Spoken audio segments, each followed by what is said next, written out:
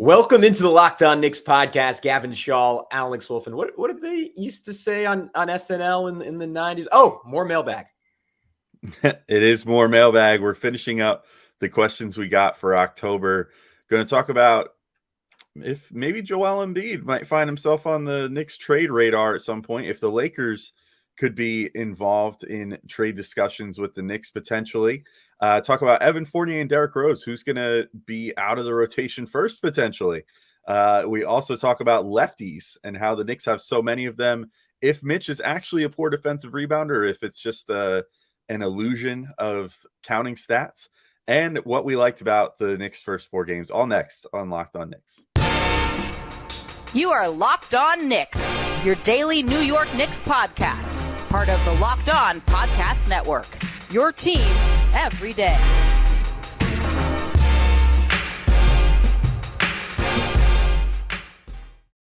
You are Locked On Knicks, your daily New York Knicks podcast, and I want to thank you for making Locked On Knicks your first listen today. And every day we are now available on all platforms, and that includes on YouTube. So go throw us a subscription there if you haven't already. But who's talking to you? I'm Gavin Schall, a play-by-play broadcaster. He is Alex Wolfe, editor-in-chief of the Strickland, the greatest Knicks website out there. And Alex, we are continuing our journey down Mailbag Road, and our question comes from, I'm going to say it, our top interacting Twitter follower. So shout out to Buy Low, Sell High at swing_trade 55. I know he listens every day, so I hope he appreciates this. And he wants to know, or this was more of a statement initially, Philly and Utah are surprises so far. Is Embiid asking for a trade this season as D'Antoni takes over and it's Harden's team moving forward?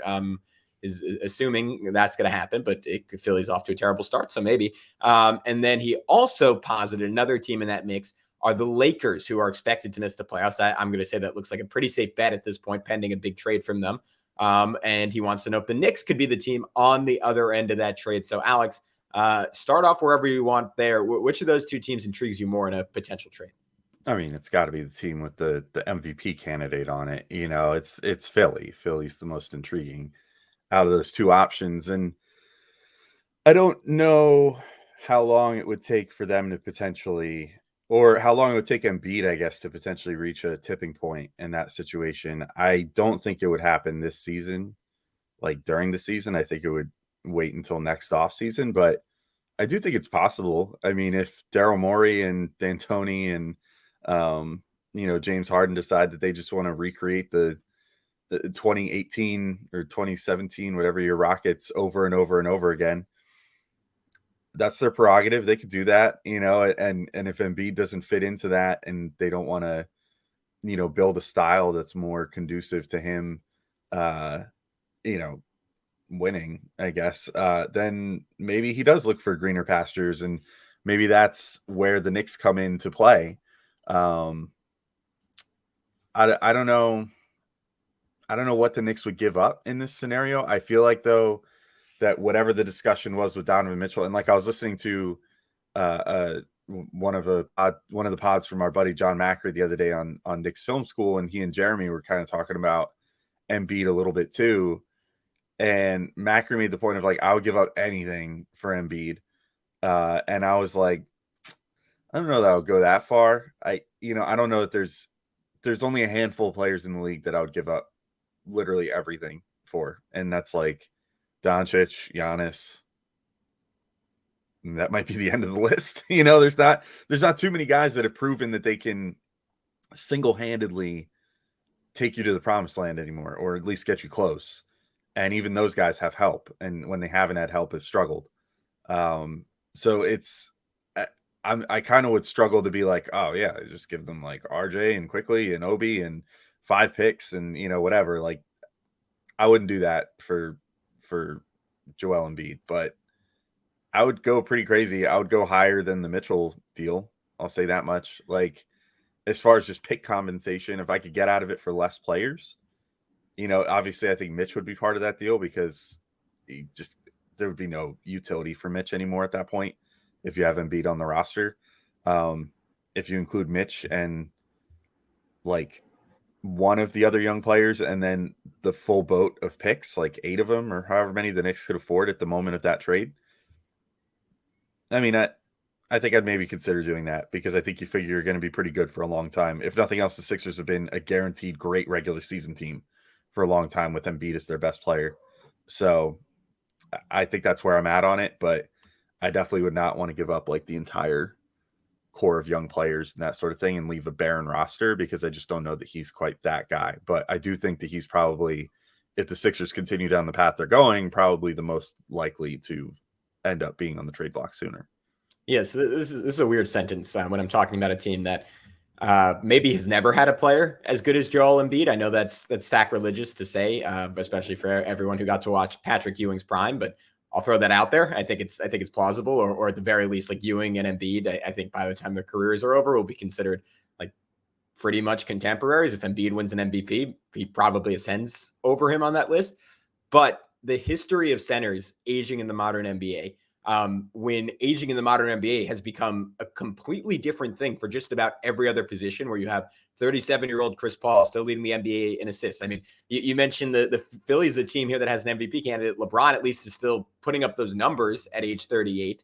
But the center spot has not really had that same bump in terms of longevity. I think the stat is since 2015, there has only been one center 30 or older to make an all-NBA team, and that was Marc Gasol, I think with the Raptors, maybe one of his last years on the Grizzlies, and he was 31, and I think he made second team or third team. So it's not a position that ages well. Of course, we've had very few centers in the last 15, 20 years with the sheer talent of a Joel Embiid. So he's someone who could survive losing a little bit of athleticism, and just because he's massive and hyper-skilled, you can still bank on him being an all-star, I think, for the next 8 seasons or so. I don't think that's crazy. But I do think it's plausible. We've already seen him at his best. Last year, you really can't play the position much better. He was utterly dominant defensively. He was passing the ball well. He was draining threes. He was completely unstoppable, basically inside 20 feet, and had a lot of versatility to his game. I just, to your point, kind of question, if you're the Knicks and you do that trade for Embiid and you say, all right, the window with him at his absolute best is the next 2 seasons, are the Knicks going to be able to put a roster around him that makes that worth it?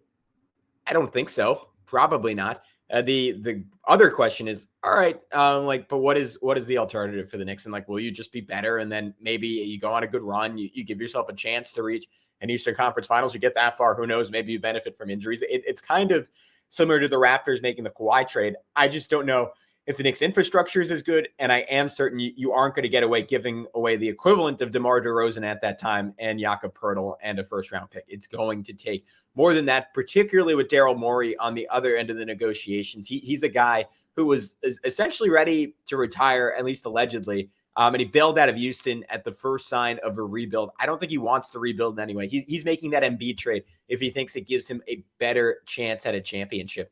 And like, what does that look like? I don't know. If you give him RJ, Obi, Grimes, Reddish, 3 first-round picks, all of a sudden they have Harden and like a pretty like stacked cast of running mates around him. Like your starting lineup would be Maxey, Harden, RJ, Grimes, not Grimes, but RJ, Harris, like insert new center here. Maybe Mitch is in the trade. I'm not sure, but I don't think it would ultimately make sense for either team, but I do think it's an interesting concept. Alex, do you still think there's anything with the Lakers that could potentially be on the table? I'm increasingly thinking no, if Randall keeps playing the way that he has. Of course, maybe the Knicks, maybe this is all part of some grand arrangement where, Randall actually did kind of like ask out, the end of last season and during the offseason. And this is all just like him rehabilitating his value because the Knicks told him he had to, or I'm of the belief it seems like Randall is legitimately enjoying himself and his teammates and the environment right now. It doesn't seem like he's playing in spite of his teammates or anything. No. Just trying to get himself out as quick as possible or whatever. So I'm inclined to believe that I don't think that he's going to get traded now. In that case, it seems like Rose is in a better place now too, like with the Knicks, like a better late career role for him, I think, than going to the Lakers and being forced to be a savior. So he's probably comfortable enough with Tibbs and everything else that he probably wouldn't want to go.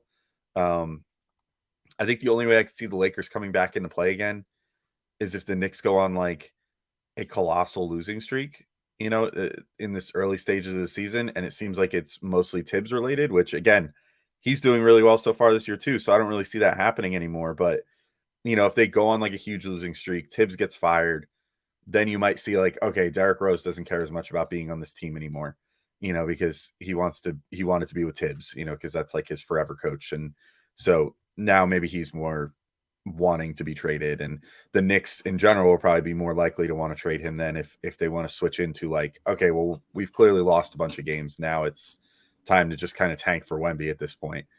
But I don't really see that happening based off how they've been playing so far. Granted, I didn't see that happening last year either when they were 5-1.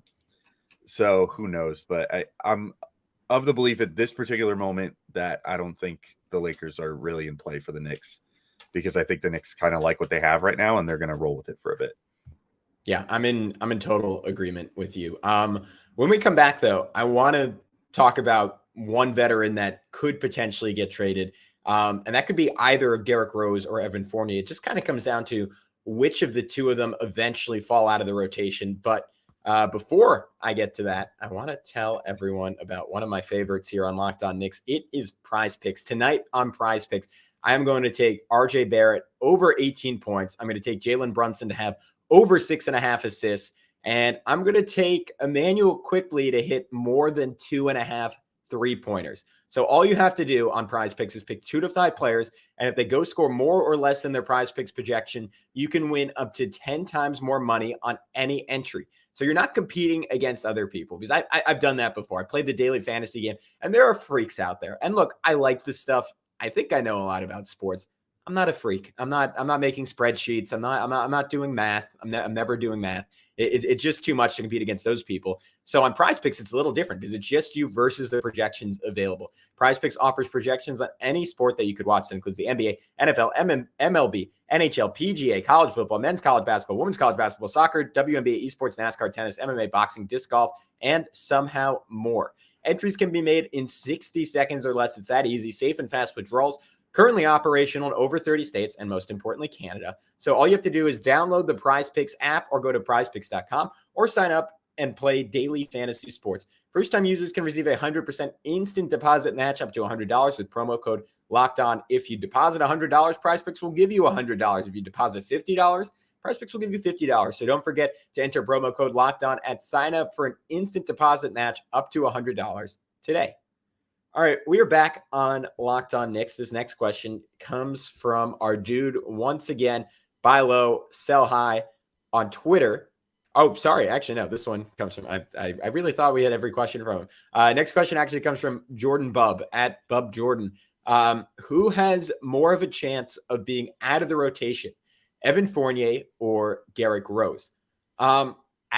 This seems weird given that Fournier is playing, I think, something like 28 minutes a game and Rose is playing about 12 minutes a game. But I would actually go with Evan Fournier being completely out of the rotation over Derrick Rose being completely out of the rotation, just because I think Tibbs loves Rose and Rose is playing really well in limited minutes this year. Fournier, I could see a world where Quentin Grimes comes in, takes his starting spot, and then Cam Reddish is just the next guy up at that position. And the risk there is that you just have so much money invested in Fournier. And if he's completely not playing, maybe that makes it a little bit more difficult to pay him. So maybe I'm underestimating some of the underlying contractual dynamics here, Alex, but I don't know. From an on-court perspective, I just find it hard to imagine that the Knicks would look at what Derrick Rose is doing right now and say, nope, we don't need more of that, versus Fournier, who I think if you just plug in Quentin Grimes for those minutes, the Knicks are going to be a better team. And honestly, right now, there's not a great case for Fournier being out there over Cam Reddish with the bench. Yeah, I think I'm with you. I think it's mostly that Rose has a defined role at this point, which is they're clearly just trying to preserve him and, have him be as effective as humanly possible in like 12 to 15 minutes a game, which we talked like all off season. Like, I think that's the best case scenario for him anyway. And they've clearly also like elevated Quickly to the nominal like backup point guard spot where he's sort of flexing a little bit in there with Brunson and a little bit with Rose. But when he's in there with Rose, he seems to be like the guy that's handling the ball more. We're seeing more of Derrick Rose just be like a mega lethal spot up shooter so far this season, which he's just been like nonsensically good at. And also, doing Derrick Rose things from time to time and bringing the ball up the floor and initiating and getting to the rim and stuff like that. But so I think that Rose is just really well set in what he's going to be doing. Whereas Fournier, I don't want to make this comparison because he's definitely a better player, but there's a little bit of like late stage Elfrid Payton to what's happening with him right now, where it feels like he's starting games and starting halves, but isn't really trusted to finish games or finish halves. And that was sort of the first sign of, and I mean, it took a whole season. So maybe that's how long it would take for this. Like if the Knicks make the playoffs or something, maybe it's not till the first playoff game that Fournier gets benched or something. If that 20 to 21 season is any indication, but it feels a lot like the Elfrid Payton effect where, except for I would feel kind of bad if that, like I feel bad even making that comparison because I think that Fournier actually has utility as a player, whereas Elf didn't. But like he's sort of at that point where he's like useful still, but you could, like you said, you could really make a case of would the other players that are available just be more useful in the skills that they bring? And Grimes, if he can come in and be the best version of himself, maybe doesn't offer quite the playmaking. At least I know that we differ on that. Like you think that Grimes has a little more playmaking. I don't know if he's quite ready to do it quite at the level that Evan can yet, but I'm sure he could get there with some reps, which is probably why they would start him. But like the defense is obviously miles ahead of Fournier, and the shooting is at worst equal. So if that's the case, like he slots in better as a starter where the Knicks have really struggled with perimeter defense so far this year. It'd be good to have someone that can really handle that part of the game. And then as a backup, yeah, Cam has really proven himself these first 4 games of the season of being worthy of rotation minutes and offers sort of like how Hartenstein offers something different from Mitch. Like Cam would sort of offer something a little different from Grimes in the sense that he's like longer and, he's like a demon in transition and just seems to really mesh well with what the bench has been doing, which is getting out and running and running and running and running. So, and Fournier is not the worst at that, but he's great at actually like floating to the corner and stuff in transition, but I don't know. I think it would be more likely that he just ends up completely out than Derrick Rose losing his like 12 to 15 minute mentorship role and like flamethrower role, to use a Wally Zerbiak term, off the bench there. So I'm with you. I think Fournier is the most likely to end up off the out of the rotation entirely. Yeah, I think Grimes and Reddish are more clearly a part of the future of this team and possibly more so part of the present. All right. This one comes from Paul Jeffrey III at Paul the Great 9. Mailbag question at Locked On Knicks. Seems like 1/3 of the team is left-handed. That has to be a record. Are we the most left-handed team in the league? All right. So I did some quick research on this. I'm going to say yes, just because I don't think any other team has it where their 3 most commonly used ball handlers for the Knicks, Brunson, RJ, and Randall, are all lefties. There's not another team in the NBA that's true for. The other teams in the conversation, though, the Kings with De'Aaron Fox and Domantas Sabonis, their 2 best players are both left-handed. The Pelicans have Zion and Herb Jones, so that's 2 crucial starters. And then the Clippers have 3 big-time rotation guys in Luke Kennard, John Wall, and Ivica Zubac. But Alex, I think it's safe to say whether or not it leads to a championship, ultimately, the Knicks are the most left-handed team in the NBA. Yeah, and of course, the Knicks have 4 lefties with Julius Randle, RJ Barrett, Jalen Brunson, and Isaiah Hartenstein. And our buddy Jack Huntley from across the pond wrote a fun article for the Strickland. So if anyone is curious about these the left-handed statistics of the Knicks of the past, present, and future, Jack Huntley wrote something for the Strickland. It's called The Short History of Left-Handed Knicks Past, Present, and Future. I can give you the cliff notes, though, and it's more or less if the Knicks get one more lefty and can field an entirely lefty lineup, they are more or less guaranteed a championship. So based off statistical evidence and science, that is the case. But yeah, no, I think they're the most lefty team too. I also think, okay, real quick, I just want to attack the the weird narrative that always gets thrown around with like having like quote unquote too many lefties. I've never understood that. Like, if you could just wire your brain to understand as a team that your main ball handlers are going to go left instead of go right, I don't understand why it's a huge deal to have lefties on your team. It would be like saying like, oh, there's too many righties on your team. Like, Yeah. this isn't baseball. Like, it's not like lefties shoot better against righty defenders and righties shoot better against lefty defenders. Like, there's no like rhyme or reason to it, you know? And so I don't get it. I mean, I always thought that was like a thing when the Knicks were looking to sign Brunson. There were some people saying, and same with like when they signed RJ and already, or sorry, when they signed Julius and already had RJ in tow, you know, it was like, oh, two lefties, is that going to work? And then it's like, oh, you're going to sign Brunson, you're going to have a third lefty, and then like Hartenstein is lefty. It's like, yeah, who cares? Like, they shoot the same. I mean, especially the guards are pretty ambidextrous. Like, Brunson goes right all the time and looks super comfortable because he's a good basketball player. You know, and RJ is generally better on his right side finishing. Yeah, lately, you know, it's like maybe because he practiced it so much, you know, that now he's like gotten better at the right than the left with finishing and just shoots lefty. But yeah, I don't see a huge deal with it. I think they'll be fine. And in fact, I think that in some ways, I feel like that would be more of a wrinkle that helps the team with the more lefties, because on defense, I think you're more wired to think force the guy left than like if you're playing with someone every day. Like, Mitch will pretty quickly start to understand, okay, set a screen for Brunson on the left or for RJ on the left. Like, you just get used to that because you play with them every day. The opposing teams would be the ones that I think would be like, oh crap, there's three lefties in the lineup. I keep forgetting, and I keep giving them left instead of giving them right, you know? Although we don't see much of that either because these guys are all professionals and everybody scouts everybody to the nth degree. So yeah, no, just to quickly destroy the lefties narrative. I think that's all pretty dumb. Yeah, I'm with that. Let's step aside real quick, and then when we come back, we are going to talk about Mitchell Robinson and why he is not a bad rebounder. So that next on Locked On Knicks.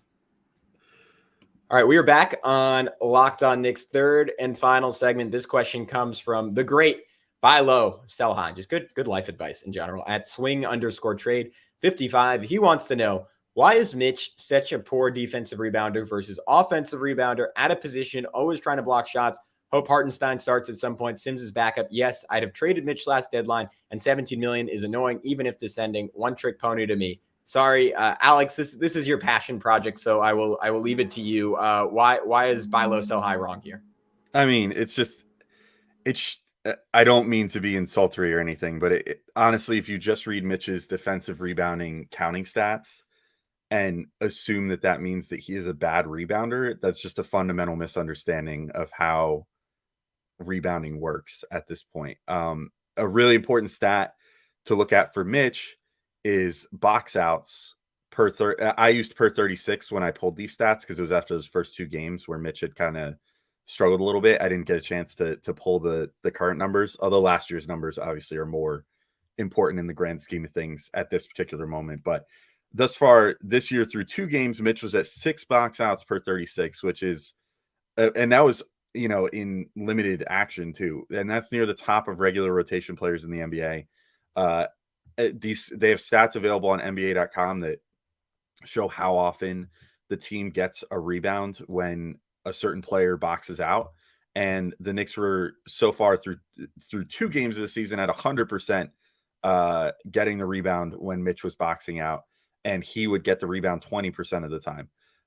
Basically, what that says is he is doing the dirty work of boxing out the big guy on the other team, the Steven Adams or the, you know, Joel Embiid, or, you know, whoever. You take your pick of who the big, you know, Miles Turner, whatever, whoever the big is on the other team. Mitch is putting a body into that guy, which then frees up a guy like a Julius Randle or an RJ Barrett, who are great at tracking down the rebound as long as there's not a giant body there to get it for an offensive rebound and, you know, grab it and then start transition or whatever.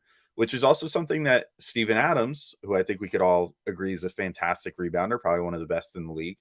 He used to do that for those Thunder teams too, with Russell Westbrook, where that's why Russ would always get so many rebounds, like more so than Adams, was that Adams would box out his man and almost like clear a runway for Russ to grab a rebound and then start sprinting out in transition. So last year, just the same stats, just for reference, and I figured Adams was a good, point of comparison as well. So Mitch last year had 5.3 box outs per 36.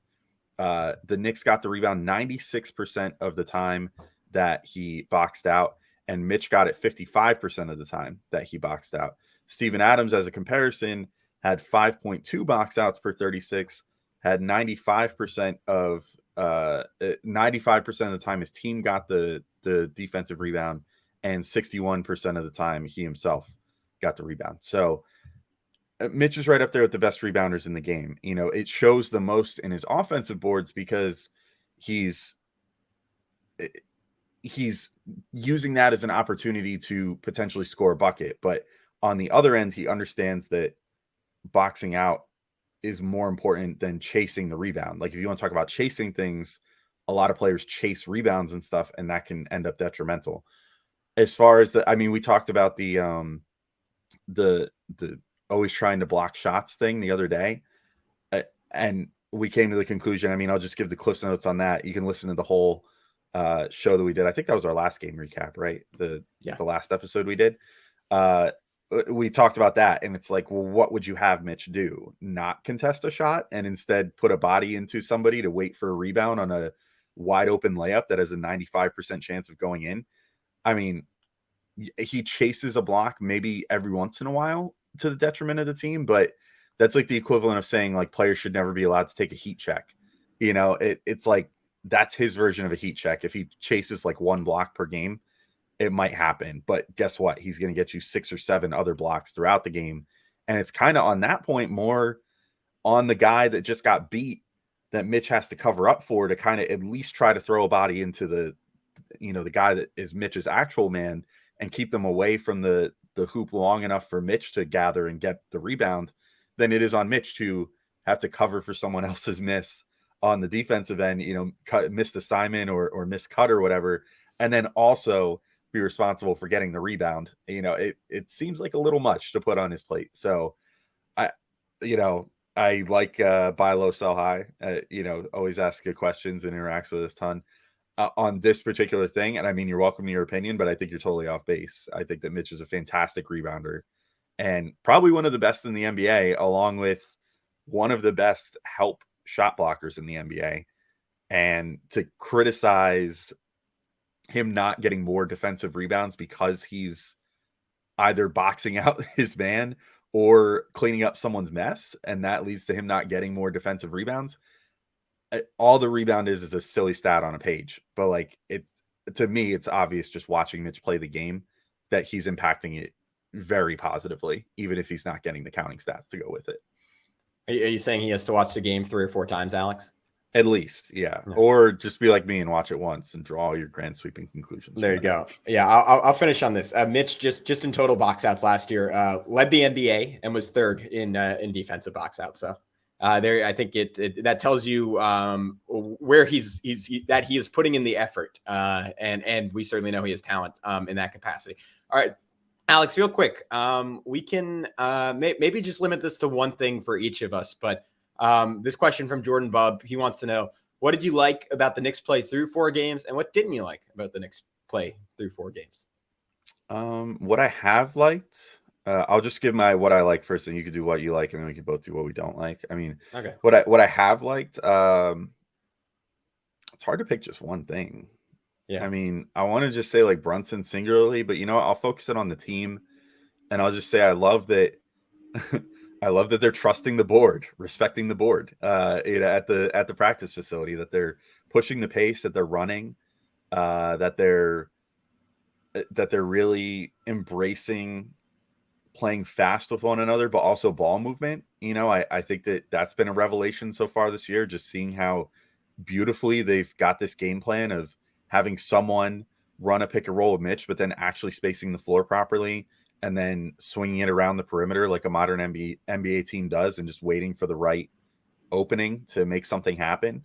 Yeah, I think that's my main thing. Just the ball movement and the pace, I think, have been really fantastic. And this year more so than other years, I think they're really putting their money where their mouth is as far as things that they were saying in preseason and training camp really shining through in the regular season so far. Yeah, I'll say one thing is a healthy Mitchell Robinson, just at the peak of his powers. I know we just spent 6 minutes talking about his rebounding, but he's a marvel. And there was a reason, like our first year doing this, so we were like, let's just call the podcast Locked On Knicks, because that's who we talk about every show. And that's kind of the one bright spot on what was truly a terrible team. So it's nice to see that. I'm not ready to go ahead and say this team is good in the sense that they're going to finish with a top 10 to 12 record in the league, but they are, I think, if knock on wood that they stay healthy, like at the very least average, possibly quite a bit better than that. And a lot of it has to do with Mitchell Robinson. And I think it's easy to underrate his impact relative to guys like Brunson and Randall. But I would say he's right in the mix with those two for the most important player on this team so far. As far as one thing I don't like, it's kind of a half one, because the team obviously is still winning in spite of it, but I would still like to see Obi Toppin play more. And I think I want to understand what the bigger picture is here. And if this team, even if, like, let's just say Randall like plays the way he's currently playing the entire rest of the season, and the Knicks win 46 games, they get the 8th seed, they lose in the first round, but maybe they put a scare into like the Bucks or something, like they somehow win 2 games in that series.